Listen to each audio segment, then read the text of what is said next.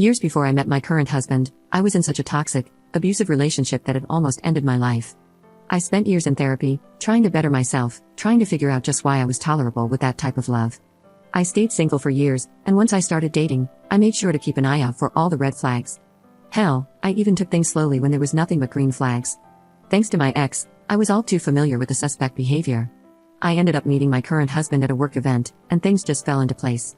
I opened up and explained my past trauma, and let him know that if we were going to date, it would require a slow pace and patience.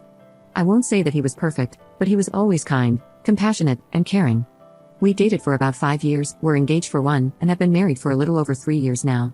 We recently bought our second home together, and we both got promotions at work, so we sat down and talked about kids.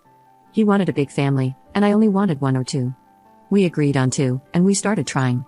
It didn't take long, and here I'm 6 months pregnant, still working, with swollen ankles and a back that won't stop aching, but other than that, I've been very happy and thought I had a supportive husband. 3 weeks ago, I found out that he was having an emotional affair, and honestly, probably a physical one too. When confronted with the evidence, he admitted to not being attracted to me while pregnant. What the hell do you mean by that? I haven't gained unnecessary weight, I still take care of myself, even with the morning sickness that hasn't gone away. He wasn't sorry about it at all, and he told me that I was being overdramatic when I cried. He is currently staying with his family until he can find a home to rent. He doesn't want to get a divorce, and in fact, he's saying that after the pregnancy is over, we can go to therapy and fix things, but I don't want to. I cannot physically look this man in the eye anymore without feeling disgust.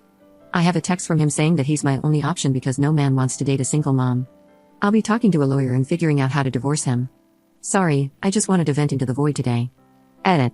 I was told I'm not allowed to change the locks due to it being his home as well, and he came over last night knowing there wasn't anything I could do to prevent it.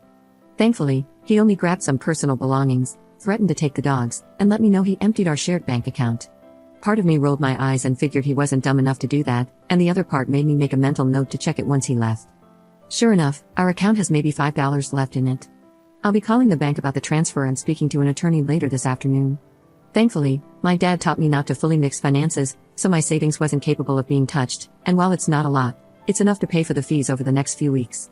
I don't have any family left, so I think he's doing a power play to make me feel like I'm alone and need him, when in reality, it's lit a fire in me that I don't want or need such a garbage person in my life. Update 1. Hey everyone, I just wanted to give a small update on my situation from 5 days ago. My soon-to-be ex showed up the day before yesterday, completely drunk, begging to talk. His anger increased when I would just ignore him and walk away. It kept escalating, so I went to grab my bag and walk down the road to a neighbor's home so I wouldn't be alone. He grabbed my arm to stop me, and when I yanked it away, he slapped me, almost a backhanded open slap. The cops were called, and I didn't have a mark on my face, so it was my word versus his. They escorted him off the property, and I'm only now assuming he's back with his parents. He did throw a fit about the dogs and does have proof of ownership, so I'm guessing he'll be able to take them.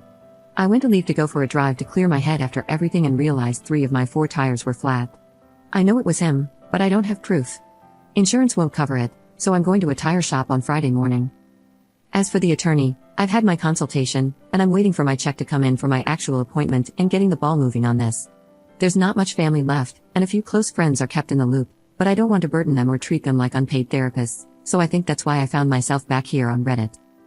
The baby and pregnancy are okay. I've actually lost weight, and the doctor has told me to avoid stressful situations and to take things easy. I'll be calling to see if I can change the locks on the home now, and if not, I'm going to start looking for new places to stay. Update 2.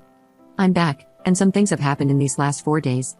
I ended up changing my locks, and if he was going to get the law involved, then I was just going to use pregnancy brain and say I forgot to give him a spare set, but that didn't matter because he broke in late last night. I was able to contact the police before I confronted him, but due to our location, I knew it would take a bit for them to arrive. I tried walking by him to leave the house, but every time I did, he'd shove me. Once, it was hard enough to make me stumble and fall backward. The eerie part is he never once yelled, but he threw things and said the most vile things. He hated me, said I should off myself, how useless I was, etc., yet never once raised his voice. I'm not saying that in a good way, I wish he would have yelled. It was a fight or flight instinct, and I found out mine was to freeze, and I hate that for myself. He was arrested, and his mother already bailed him out. I'm staying at a hotel thanks to a work advance and looking into some apartments. I won't be stepping foot into that home we shared until my best friend is here, and even then it will be with the police accompanying us. Nobody can figure out what made him change almost overnight. The only thing I'm guessing is a psychotic break, but I'm not a therapist or doctor. Besides some ugly bruises and stitches myself, the baby and I are fine.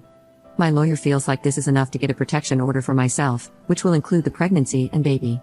For now, I'm safe and can sleep well for the first time in weeks. I have the dogs, and nobody besides one close person, and the police is aware of where I am.